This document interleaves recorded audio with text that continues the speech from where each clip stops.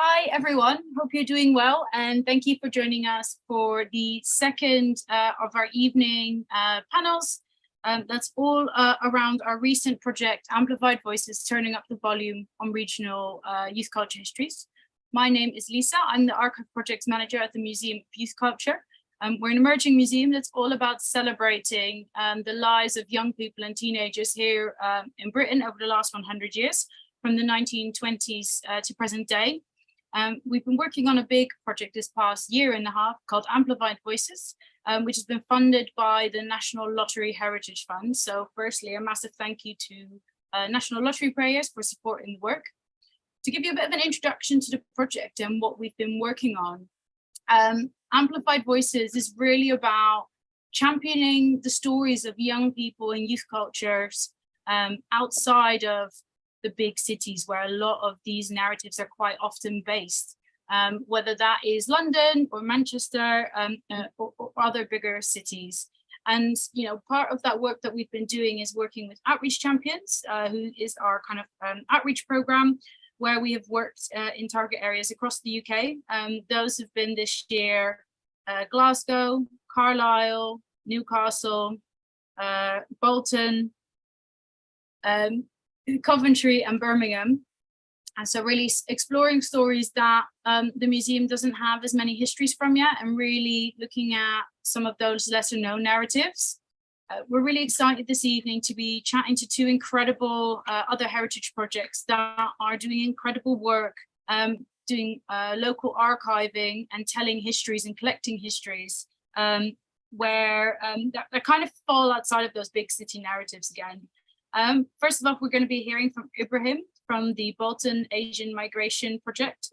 It's a really amazing grassroots community archiving project that has been looking at the heritage of the South Asian community in Bolton since the 1960s onwards, when you had kind of a big migration into the city. They've been collecting particularly photographs and stories, and they've published two incredible books that have this incredibly rich history, delving into these amazing photographs and stories. After that, we'll be hearing from Chris, who works with Soft Arts. They're an amazing project based in Leicester who work with young people around arts and heritage, but they've also done two incredible projects collecting and telling subcultural stories from Leicester. A few years ago, they did a huge exhibition around mod culture, but more recently, and an exhibition you can still go see at the moment, is their brilliant Punk, Rage and Revolution exhibition, which tells the history of the punk subculture, but particularly through a Leicester lens. So I'm really excited, firstly, to welcome Ibrahim to the fore to talk a little bit more about the incredible work he's been doing. Ibrahim, if you want to turn your camera back on. Hiya. Hello, hiya, afternoon. Okay, so I'm going to let you take the floor and chat a bit about your brilliant work. Okay, well, thanks for the introduction, Lisa. Right, so my name's Ibrahim Kala. Yeah, well, where does it start? Well, I remember just speaking to my dad, before he passed away. I thought I just wanted to find out when he first came. It was 23rd of December 1960. He remembers the date, obviously. And I was just trying to fathom out of him, what was it like when you got here and landed on the airport at Heathrow?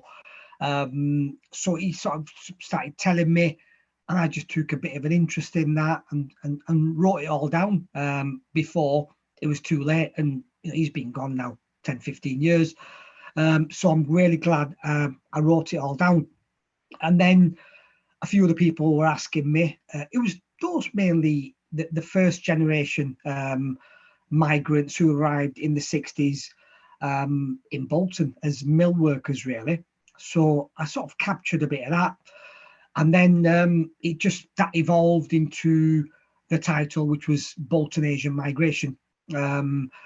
So yeah, there's been sort of 3 volumes of the book done. The first one was so popular that we ran out of copies. Volume 2, we did a lot more in number as well, in volume. And I think we more or less ran out of them as well. And we did a volume 3 as well recently, last year, I think it was. And again, funded through the Heritage Lottery Fund. And there was a group of volunteers who really sort of were really passionate about going out there in the community and grabbing all these photographs.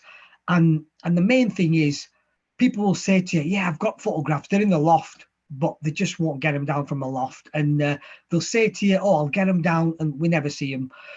But it was only, you know, a few people were really keen on pushing all that, and we managed to grab hold of a lot of photographs. Mainly, a lot of them are just personal album photographs. I mean, we have 3-4 family albums, which I had to sort of, they were stuck with glue from the 60s, and they, you know, I had to tear them all apart and scan them in, etc. So you had to make them sacrifices. A lot of people aren't willing to do that. They, you know, they're so precious, the albums, that they don't really want to touch them in case they get damaged, and they certainly don't want to borrow them to somebody else who they don't know. Hence the reason why we had portable scanners, and we used to go to people's homes or community venues to sort of scan some of these photographs. So yeah, a lot of it is more pictorial, but there were some interviews conducted as well, some oral history in there as well. A lot of them were around street scenes of Bolton, which resonated with the time when people settled in the 60s, which is very different to 2020s. You know, most of the streets don't exist. The area looks vastly different. So it was just capturing a lot of them photographs. So mainly pictorial. We had some wedding photographs in there. Schools were a popular issue because people remember their first schools that they went to. Or, you know, there were no nurseries, weren't there? It was just, I mean, I think I started school as a 5-year-old who could probably speak a word of English because my mum was a housewife. So you just start school, you know, at the age of 5 in a primary school, and you can't speak a word of English. So schools were pretty important. And I think the uniqueness of Bolton is Bolton's profile is predominantly Indian in makeup. So unlike a lot of the other towns and cities, definitely in Greater Manchester and Yorkshire, who are predominantly Pakistani and Bangladeshi in makeup, Bolton's profile is Indian. It's unique. That is unique. So that was a bit interesting as well. So we tried to sort of capture that in terms of crossing faith and cultural boundaries, and hence the reason why it was called sort of Bolton Asian Migration. So yeah, we had some good supporters on backing us. So the likes of the Bolton News, the local paper. I remember when they had offices in the town, you could just go in and somebody will let you rummage through their filing cabinets, and you can pick out some photographs and scan them in, if you had scanners in them days.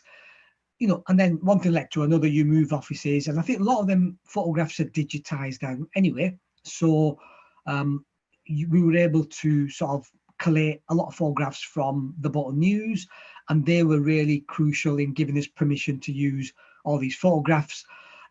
You mentioned the archiving and our local history centre just didn't have anything to do with other diverse communities. So that was in a way a bit of a godsend for me to deposit things with them. So if I or we will manage to grabbing hold of any documents, it could be photographs, it could be certificates, it could be letters, anything that people had which showed that, you know, they had a, I don't know, a swimming certificate from 1969 at the primary school. You know, we would scan that in and give it, donate it to the library as well. So that was really, really helpful. And we collated all that, and also newspaper articles at the time. So how Bolton was changing in the 60s and 70s. You know, yeah, we had a little bit of right-wing activity, but you know, there was a massive, you know, cultural change as well in Bolton. So and a lot of that was picked up in the press.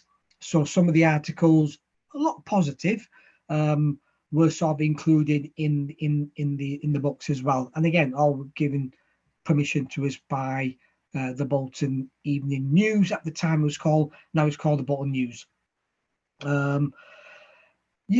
So apart from that, I think one offshoot from that was there was something else, a lot of sports, because a lot of it was we knew most people came to work in the mill, so we didn't want to know about, you know, which mill they worked in, etc.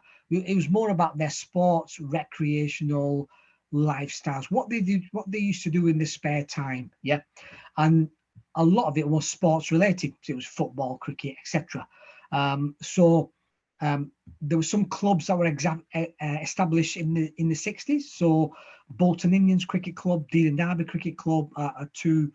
So they had loads of photographs. So we managed to pool all them together, and we did a specific one around the Asian heritage cricket scene in the 60s and 70s as well. And that was a separate booklet that we did as well. And ironically, I got a call yesterday from an ex-Boltonian who's now living in the Lakes, who's wants to do a play very similar to Spring and Port Wine. You've probably heard of that, at the Bolton Octagon Theatre. And it's called Long Johns and Lungis. And if you don't know what lungis are, it's just a garment that people wear in the Asian subcontinent, in mainly Bangladesh, Burma, India, places like that. So I think she wants to make that a bit of a reality by having that play performed in Bolton.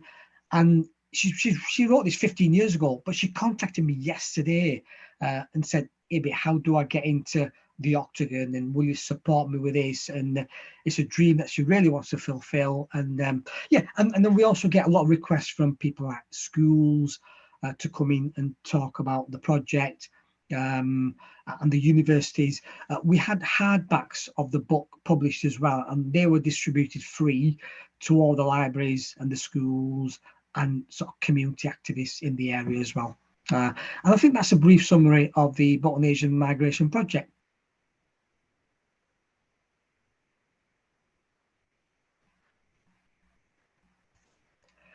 I think you're still on mute, Lisa. Oops. The Zoom technology. You think I'd have it down by now. But thank you so much for that introduction, Ibrahim. If you want to turn your camera off, we'll get Chris on, and then we'll have a group discussion afterwards. Thank you very much. Thanks, Lisa. Thanks. Hi, Chris. Thank you for joining us. If you want to go into a bit of an introduction, just I guess to soft arts, and especially the projects you've been working on recently around punk. Sure. Thanks, Lisa. Thanks, Ibrahim. That was really, really interesting. So I am the business development manager actually for Soft Touch Arts in Leicester. And we're a youth arts charity. We've been going for a long time, 36 years now. And our kind of mission really is to create opportunity and help change the lives of young people who are in some kind of challenging life situation, or, you know, having a difficult time.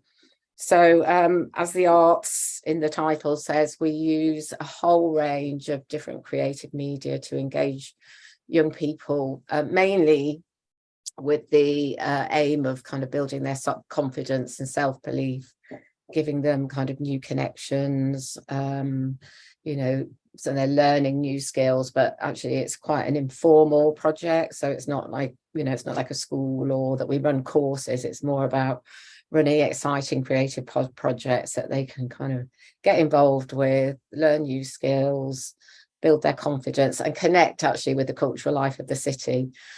So our project, Punk Rage and Revolution, we call it the Punk Monster, actually, because it's been a huge project.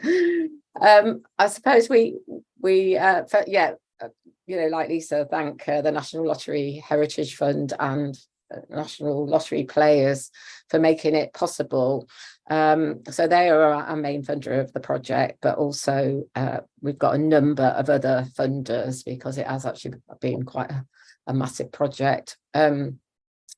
And the sort of history of how we came about to do this project was that back in 2019, we did a similar youth subculture project called Mod Shaping Generation.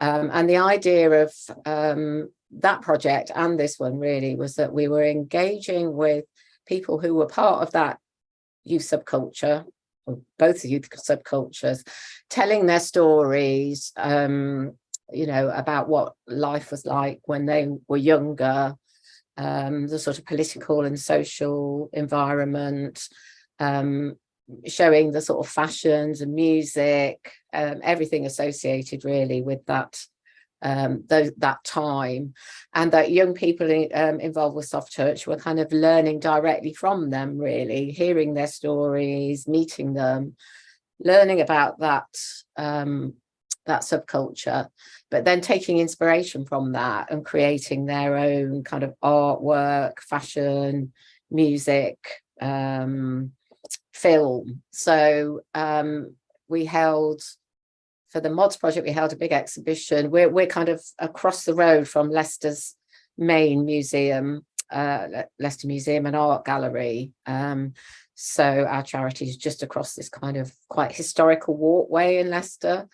So the exhibition was held over the two sites, so in the main gallery of Leicester Museum and at Soft Touch Arts. So that first project was really successful. It attracted a huge amount of visitors from across the UK. It had a 3-month, maybe a 10-week run, really, really popular. But as we were doing that exhibition, we had, you know, we created a kind of Facebook page so people could connect with each other. But we were getting a lot of requests saying, oh, when are you going to do a punk exhibition? So that sort of planted the seed, if you like, that, oh, actually there, you know, there could be a follow-up. So we, you know, we did some consultation with young people after that project, that first project. We did consultation with the community, reached out to local people who had been punks in Leicester. And yeah, there was a definite interest. So we applied to the Heritage Fund, but then COVID came along. So it kind of put things back a couple of years, really. But we got the funding for the follow-up, which is Punk, Rage and Revolution. So it's actually on currently. There's another 2 weeks of the exhibition, or exhibitions, should I say. It ran from the end of May and it finishes on September the 3rd. It really was a long project, so it's not just the exhibition. You know, 18 months of work went into the project to kind of actually get it open. You know, we've done, I think, 35 interviews with people who were there. You know, there we've actually this time loaned people's you know, precious clothes, you know, items, records, ephemera.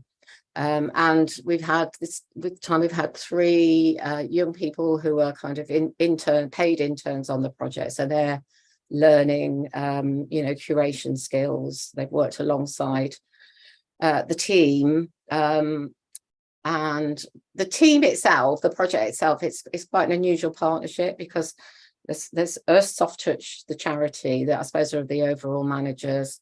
And then we're working with a local design agency called Arch Creative, and then a local kind of history author called Sean Knapp.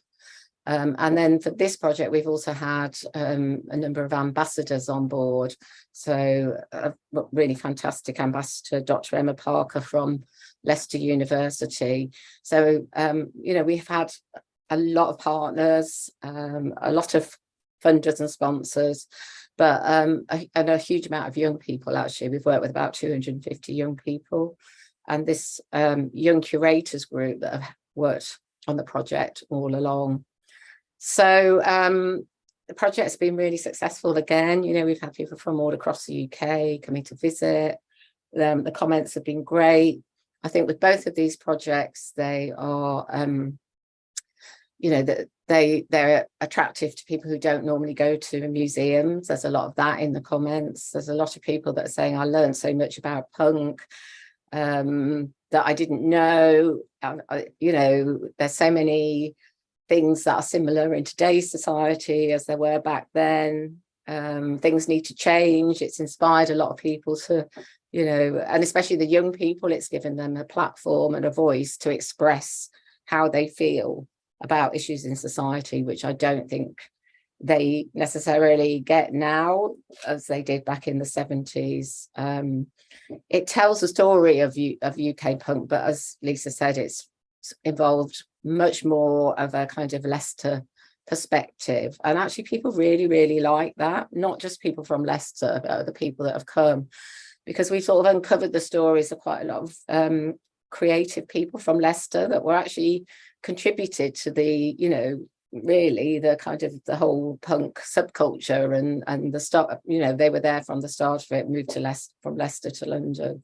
So that's a really interesting aspect. You know, a lot of people wouldn't know that these people that they've heard of have come from Leicester.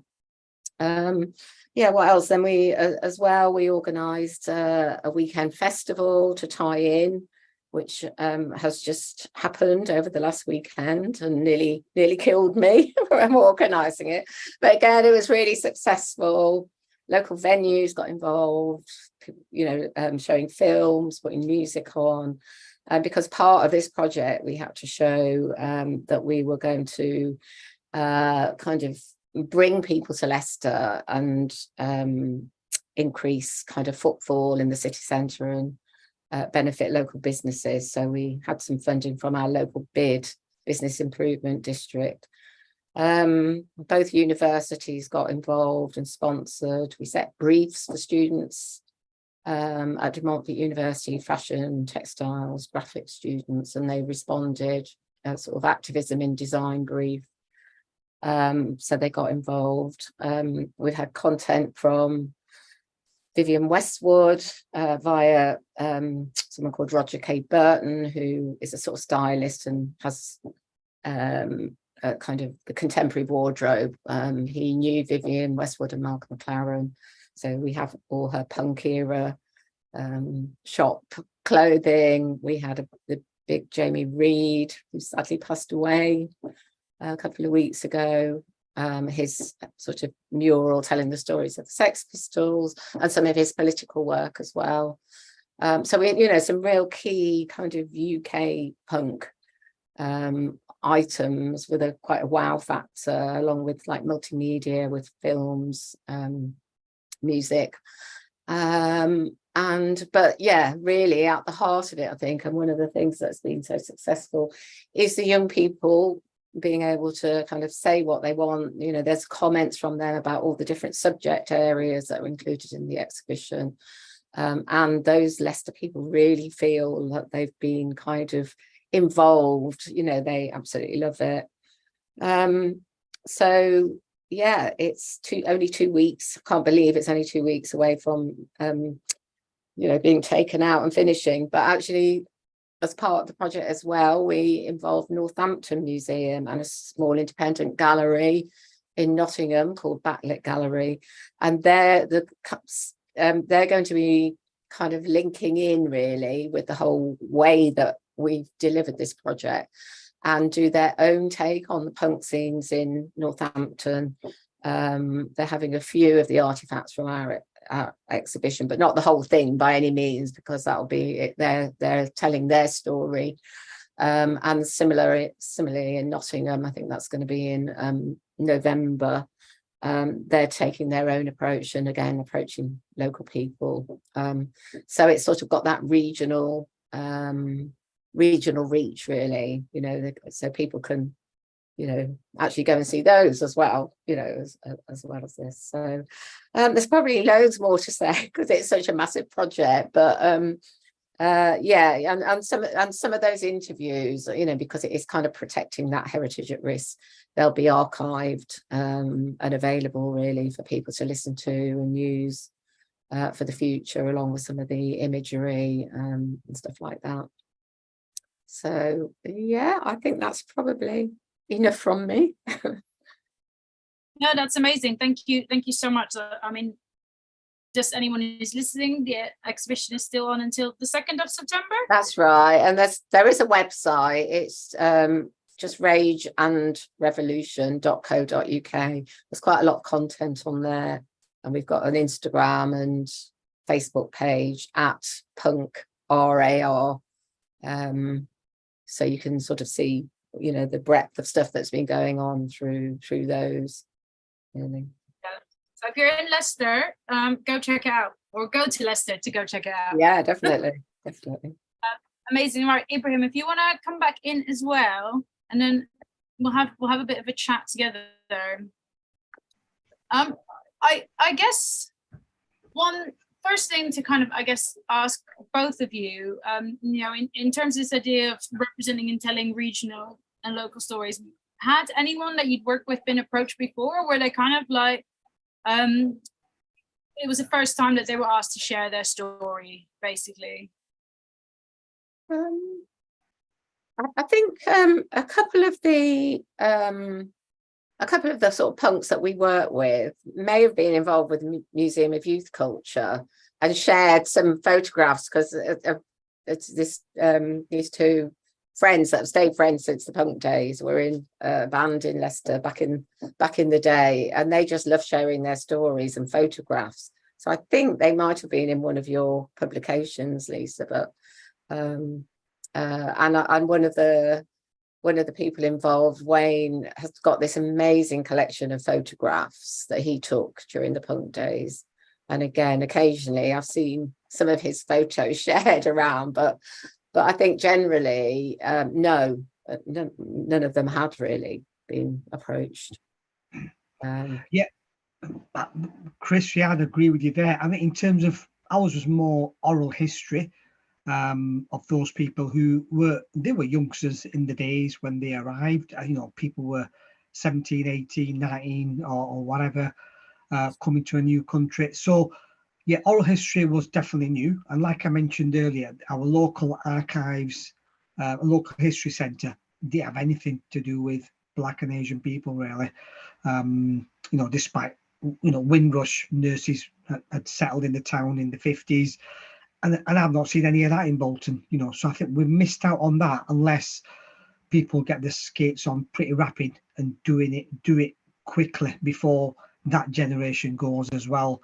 You know, and because they were pivotal in keeping the NHS afloat in the 50s. But yeah, so you're right. No, it was very little of that kind of stuff had been done. And so what was people's response when you approached them? Because we've had that before when we've approached people at the museum, especially I think when we've been in smaller towns, people almost go, why would you want to hear that? You know, surely that's not that important or that interesting.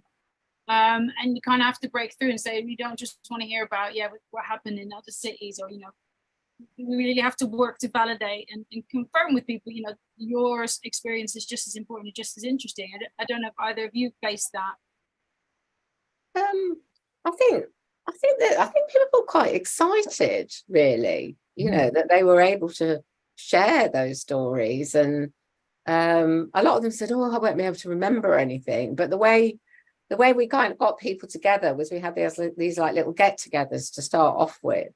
You know, we put the word out there through kind of Facebook mainly, I guess, because that's that kind of generation use that more. It did help that I know a lot of them, because I was around at that time and I was a bit of a punk myself. So I must admit that helped a little bit, but not everybody. I didn't know everybody by any means. But I think doing those sort of get-togethers where people bought stuff, it started to get them talking, and I think what they really enjoyed loaning their items. You know, I mean, some of the things, and they keep saying, I'm still alive and I'm in a museum, and my ripped up jeans are like a museum piece. So, you know, so many of them have commented about that. So yeah, I think generally people were really quite thrilled to be loaning stuff and be telling their stories, and that they, you know, that they were of value. And I think some of them were a bit surprised, but they were, generally quite positive, I think. I'll definitely agree with that as well, Chris. They were more than happy to get involved. I think, like I mentioned earlier, the challenge was there were a lot of promises to say, I've got photographs, I'll let you have this, I'll let you have that, but nothing ever materialized for a lot of people, simply because they just couldn't be bothered getting the photographs or the artifacts or whatever out from the loft, and loaning it or giving it because they think they'd never get it back again. And part of that was saying, no, if you give it to the museum and library service, you will get it back. You know, you've got to, you make you sign a form. You know, you'll make sure that that belongs to you. You know, you'll get it back, etc. So there was a bit of that learning to do as well. And I think even now they're doing that with the new and emerging communities, because Bolton has changed so much from, you know, in the times from the 50s and 60s, where, you know, it was mainly African, mainly Asian people, to now a lot more diverse communities. So I think they're trying to do that with other projects in the libraries and museum service as well.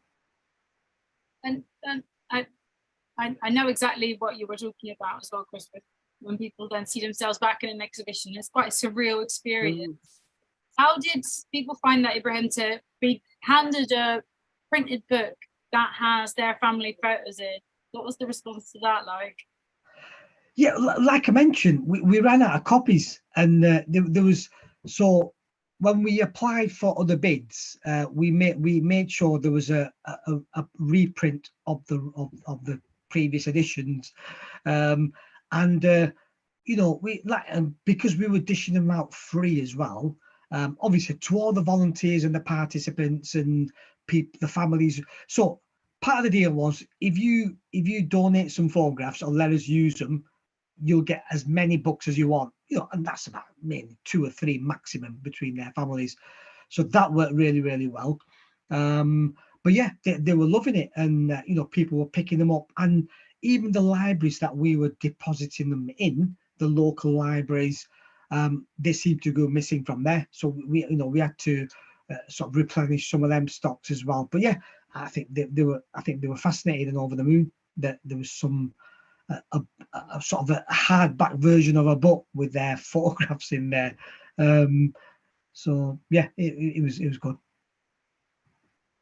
Amazing. I think that actually touches on something quite interesting, Ibrahim, as well. And I think you alluded it to a bit, Chris, as well. Like you've both worked with, I guess, traditional heritage institutions. In your case, Ibrahim, you've donated to local history archive. Chris, you've worked with the Leicester Museum and Art Gallery, and you're archiving some of those oral histories as well.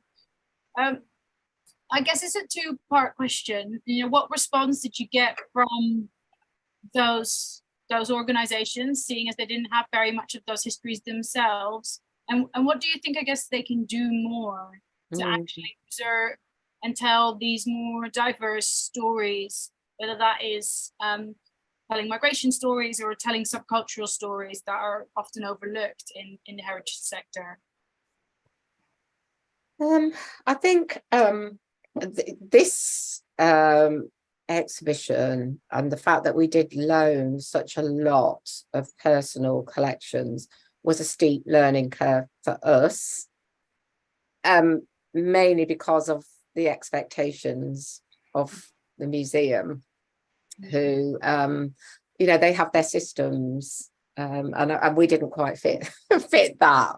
So I think, you know, we drove them mad, because it was like, well, I haven't got, you know, they've only sent me a tiny picture of the item, and I can't, you know, we couldn't get what they wanted in terms of checking things, and, you know, for their kind of systems, really. I think that was the issue, because we were dealing with people who also didn't know what their systems were or what was expected, and it was just like, well, I've got it, you know, here's a photo of me in those said tartan trousers in 1977, and you know, the kind of condition checking and all that kind of stuff.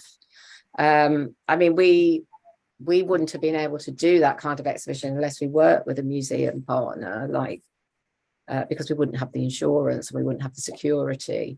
It did throw up some challenges, and I guess, you know, in terms of those more community-based exhibitions, which you know, museums and galleries are more kind of open to, it's about, as much as us understanding what they need, it's as much the other way around, you know, that those aren't coming, they're not intermuseum loan collections from the V&A to Leicester Museum and Gallery, and so it's very different, really.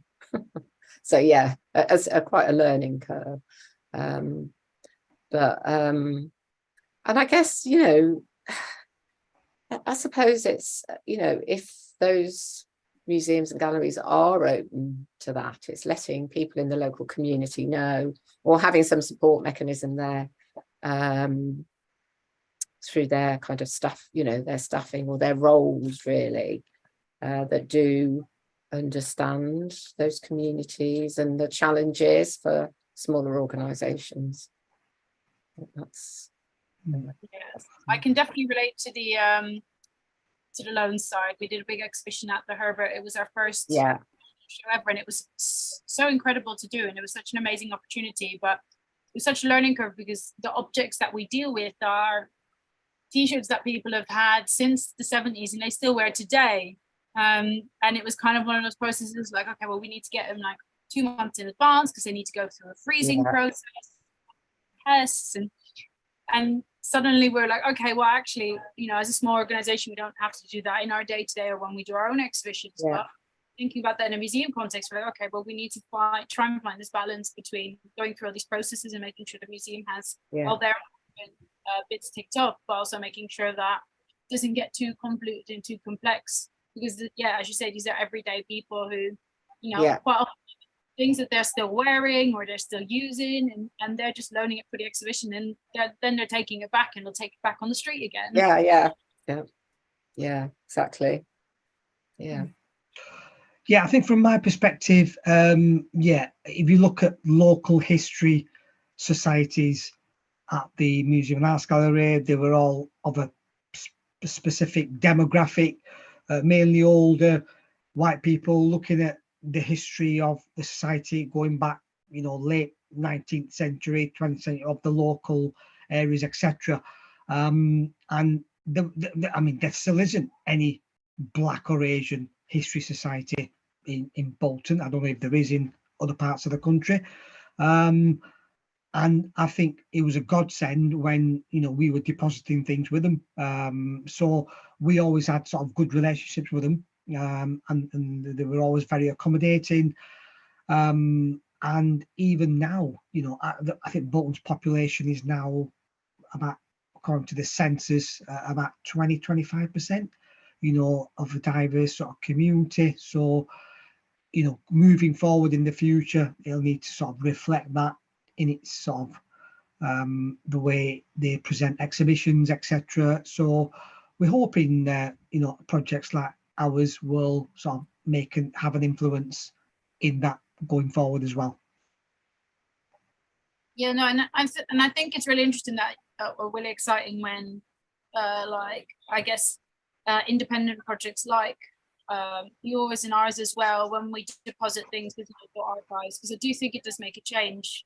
We always make a point when we run a local projects, you know, in an area, we always donate what we collect to the local history archive or a local museum as well. So that isn't just in the museum's collection, but you also now have these youth culture stories in these local archives, and hopefully that will then encourage them to continue collecting, or to maybe even just have a bit of a different perspective to these stories and why they're important and why they should continue collecting them. And I think, you know, especially the National Lottery Heritage Fund, because I think both your projects are funded by that as well. They're our main funder as well. And I think they're really good in realizing and understanding that these are really important stories and histories to collect that could be at risk of getting lost and kind of losing those narratives that you already noticed a little bit. I find, you know, for example, from a music perspective in the archive, we always hear about the big venues and the big arenas, and I think especially as music culture has become more pronounced and it's kind of these big shows in big cities, you forget about just how much amazing localized music there was and how much pop music there was and how many independent venues there were across the country. And if you're not starting to collect those stories, then that's actually, again, that history is at risk of being lost. I guess in a bit of a wider scale, both your projects were incredibly popular and really well received. Do you think there is this wider appetite for people to hear more of these regional stories? I would say so, yeah, definitely. I mean, from the sort of comments that we've had, which have been, you know, incredibly positive actually, and a lot of people saying, oh, I wasn't really sure about punk, but I didn't realize, you know, I thought it was just a fashion or just music, but actually it's a whole kind of ethos and way of life, and the kind of DIY culture and the politics, and you know, the things that came out of that, or were associated, you know, punks associated with wanting to make social change, being quite activist. Yeah, and all the kind of the stuff around that. So many people have said, oh, it's so similar to today, you know, and it really makes you think.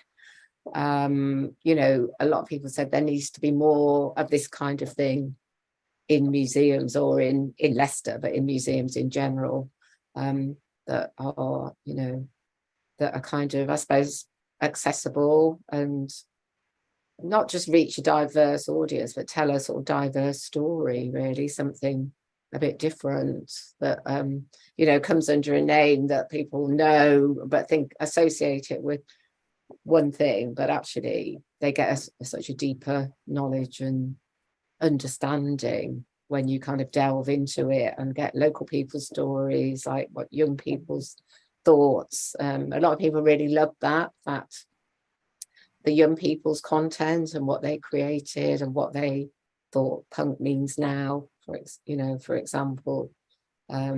So definitely from what, you know, the comments and what people have said in the, you know, the visitor comments and the feedback.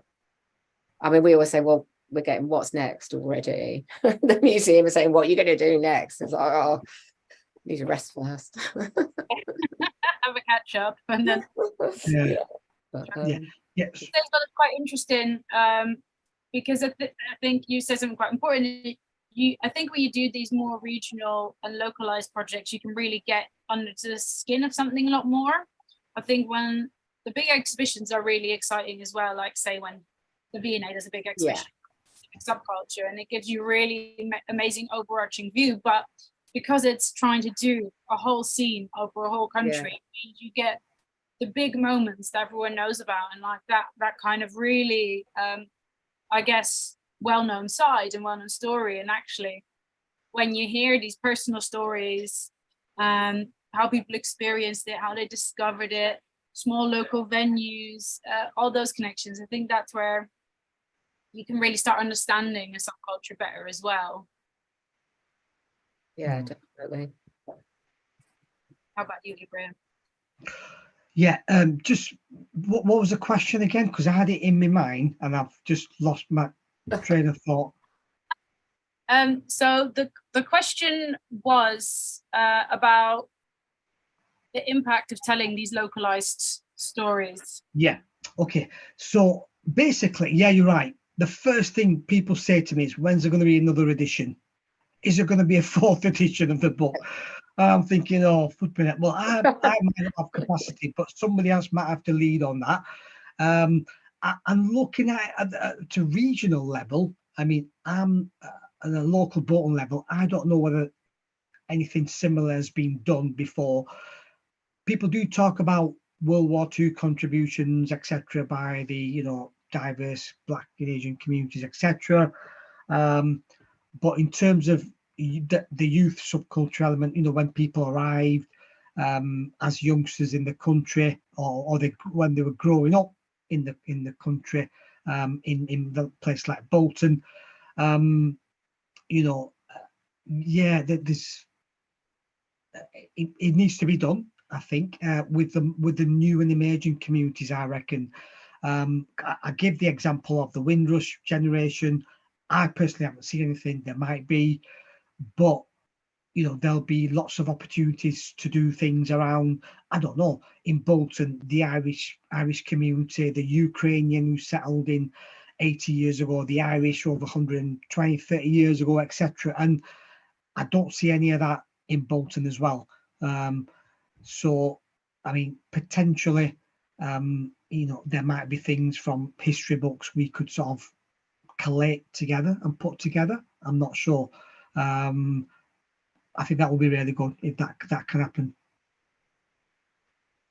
Yeah, and I guess I had one last question, which is a bit less about the regional element of your projects, but the thing I'm fascinated about is kind of the work you've done with young people today.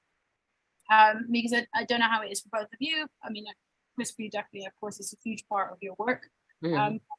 We always say at the Museum of Youth Cultures for Young People today, because there's these amazing stories that we think can really inspire young people.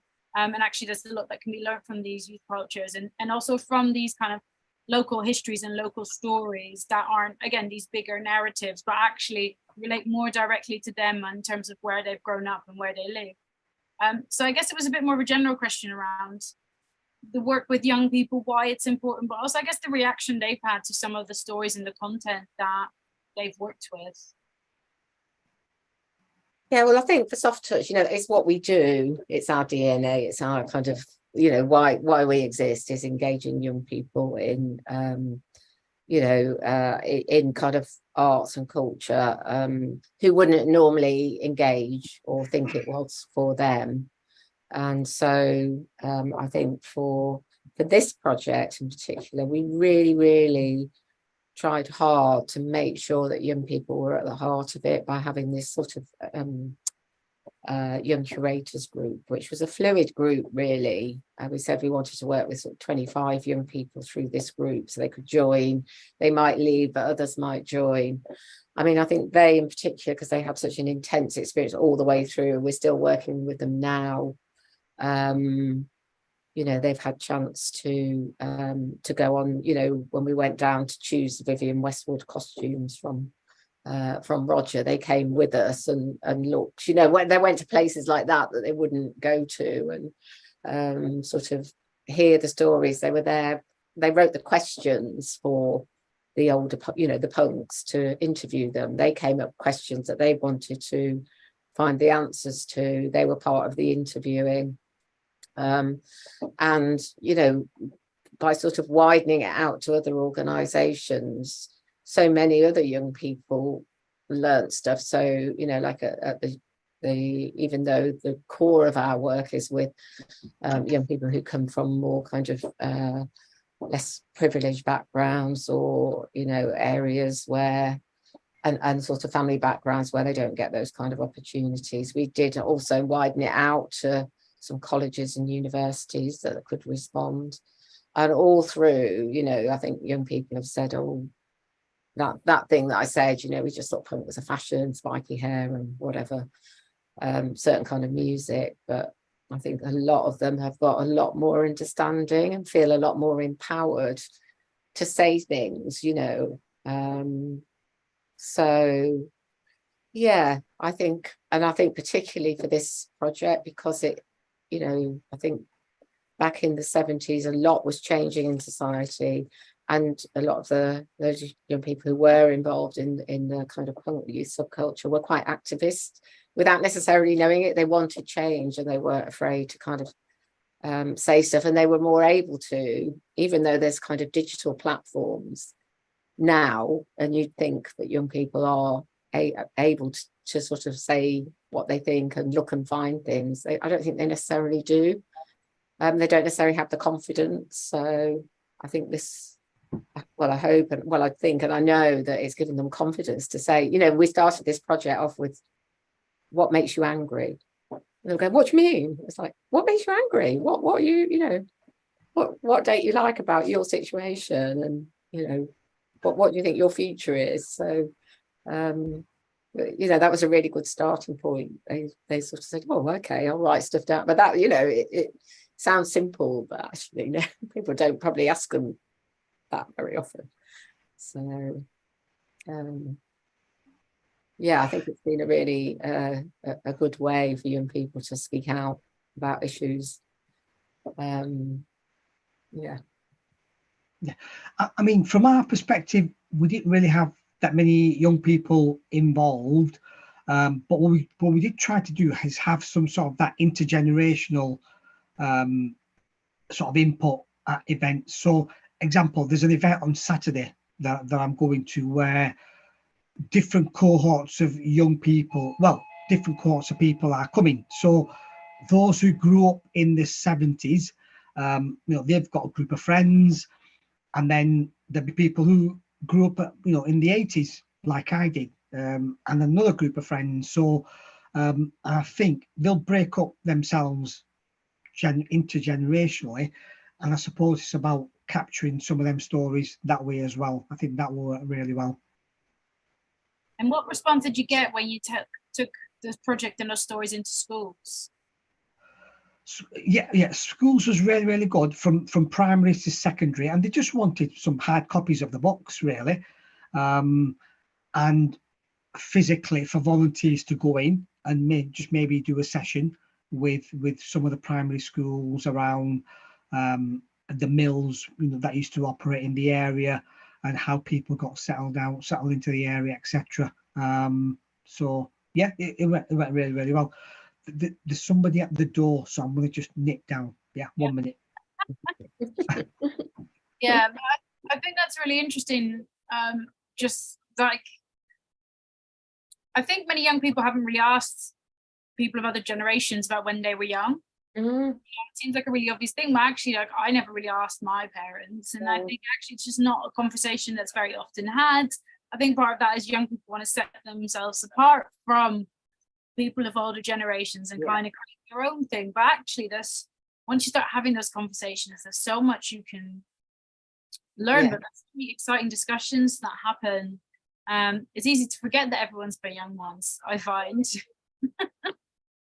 Yeah, I think one of the things that some of the young people found, because one of the things that came up when what makes them angry is, well, how are we ever going to be able to afford to have our own place? You know, worried about being homeless, and sort of learning about things like, you know, back in the late 70s, you could still squat. So there were squatters' rights and things like that. And a lot of the punks talked about living in squats and things like that. We go, oh, well, what are they? You know, it's just, so yeah, things like that, I think, that are kind of completely kind of off the radar, or that they wouldn't know, you know, they wouldn't have known about. And things like those that did go to university saying, oh, well, we didn't have to pay, you know, we got paid, we got grants and stuff like that. We go, what? We can't go to university because we're going to pay all that money. So, you know, just things like that, sort of that social history, really, which is kind of what the project's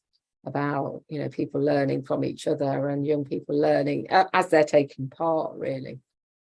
About so things. it gives that context, doesn't it? The things they wouldn't learn in school or in Yeah. I think one thing I always find really interesting, and one thing we try and highlight is, you know, a lot of young people feel like they're really looked down upon by older generations, or they get told up for what they do. And what I always say is, well, actually, when you think about a lot of these youth subcultures, particularly, you know, they were the ultimate moral panics of the day. They were really looked down on by society. But actually, look at where we are now. You know, this is a really important part of our cultural heritage. And, you know, there's an element of like, just because someone tells you shouldn't do something, if you that's something that's really worth doing, then actually you're probably on the right side of history at the end of it. You know, because actually, if you look at subcultural history over the generations, I think that story comes through again and again and again. And I think it's something really valuable as well for young people to learn that community and society, and actually, you know what, just go with it a bit. Yeah, definitely. I mean, that kind of brought me to the end of my questions. I don't know if either of you had something you wanted to like bring up or ask or add. I don't know, really. I suppose I'd say that I think this kind of work is really valuable. You know, it's valuable for a whole round learning about heritage, but in a different way, and maybe a more accessible way. It's kind of a hook quite often, that subculture, popular culture. I think people do enjoy, and I think people enjoy hearing about people's histories, like with your project, Ibrahim. You know, it means something, you know, it means something to those that were involved, and therefore possibly, especially with your project, their families. And it must be quite powerful for those, you know, children of the people that you interviewed to hear some of those stories and those histories and feel important, I guess, you know. Yeah, so yeah, you're right. We're now sort of 4 or 5 generations down the line, and yeah, I mean, so when you put up in the 60s, hardly anybody had cameras. Yeah. So when somebody did have a camera and they took a photograph of the street, doesn't matter who you were living on that street, Yeah. you love seeing that photograph. So in a way, that brought the communities together in a way, because people were saying, oh yeah, I remember that park, or I remember that pub, or I remember the church, or whatever. And that got a debate going. Generally, it was all really, really good. Obviously, at the time, I was too young, but in them days, a lot of skinheads were around. I'm not saying all skinheads were racist, but a small minority definitely were linked to football hooligans. And I remember National Front marches in 1971. I don't remember it. 1971 marches, National Front, which were clearly racist, but you know, they were. I would say they were a minority.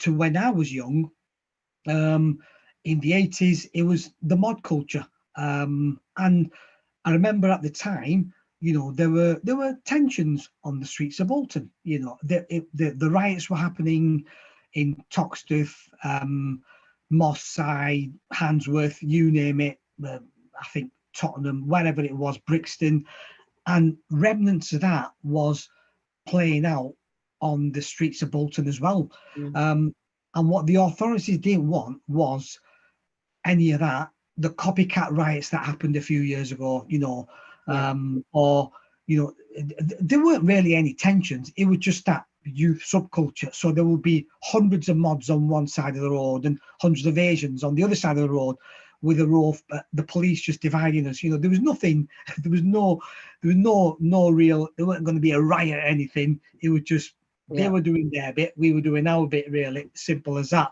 And I remember the authorities just really doing their utmost to engage young people. Hence the reason why, you know, we used to go with the, you know, the youth club was virtually, it wasn't even open, the youth club. Well, it was open, but Asian people never went. Then with the tensions in the early 80s, I think the authorities made sure that young people were occupied off the street, doing some engaging diversionary activities. Hence the reason why a lot of the Lisa, the photographs around camping and orienteering and canoeing and all that kind of stuff in the lakes in the North Wales, all them photographs come in because that's what we were doing when we were young. And you know, we were playing football and cricket and all, or whatever sports, to keep us out of mischief and out of trouble, and just doing things, keeping ourselves occupied. And I think in them days, obviously, you would get clipped round the ear hole from the police officer and your mum and dad as well. Yeah. So we didn't want to get in trouble with the police anyway. And touch wood, as it happened, you know, there were sort of riots that happened later on in the 1990s. You know, that some towns did burn. Bradford, Burnley, Oldham are a few examples. Bolton didn't, you know, for a reason, because of that investment in the young people by the authorities. Say that's not the route you want to go down. You know, a criminal record will mean, you know, you will be in some sort of difficulty. So try and keep out of trouble if you can, and just be a good citizen, a good Samaritan. And that's how we were brought up, really, as young people. I think that youth investment is really important, isn't it? And I think that's also something to remember, especially when you're looking at, like, I guess pre-2000s, is just how big youth clubs are. But I think going back as well to what you were saying, Chris, I think the nice thing about these projects is that, you know, they make heritage and history relatable. You know, you can go to a museum and you can see stories that actually relate to you and your experience, and it helps you to actually see your story is important, and what you're doing as important, or maybe otherwise you would have gone to a museum or a gallery and kind of gone, well, this is all great, but what does it have to do with me?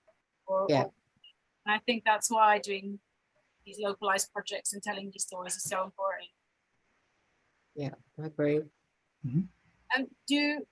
And I know somebody mentioned already, but do you want to say again where people can find you?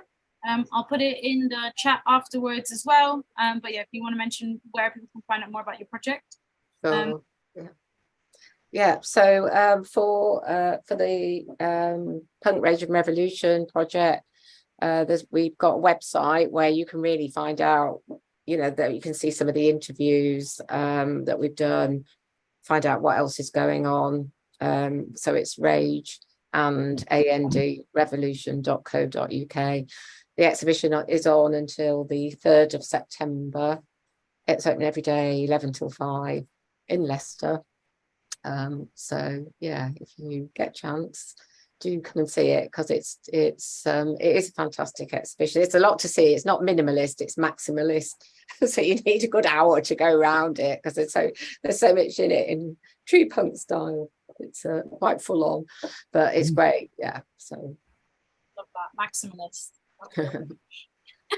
Yeah, I mean, from our perspective, it's just, yeah, we're on the usual social media platforms, Facebook, Twitter, Instagram. If you just put Bolton Asian migration in there, we try and link into other things that are happening regionally and nationally as well, that are around that Asian heritage migration element of things happening, you know, some stories that might have happened in different parts of the country. And where we can, we'll still try and keep up to date with, putting new material on. It doesn't necessarily have to be a version 4 of the book, because that does take a lot of time and effort and resources, and I don't have the capacity to do that. Maybe somebody else might do that in future, but you know, there's a core group of volunteers who are still really, really keen on doing that kind of stuff. So we might sort of train up some other people to do that in the future. Amazing. Well, thank you both so much for joining this evening. I really appreciate your time. And yeah, I mean, I'll speak to you soon. okay, thank you. Thanks. Thank you. Thanks, Chris. Thanks, Lisa. Nice to meet you. Yeah.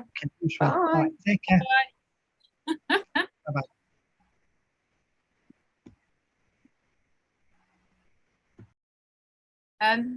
So again, thank you so much to Chris and Ibrahim for joining us today about their project.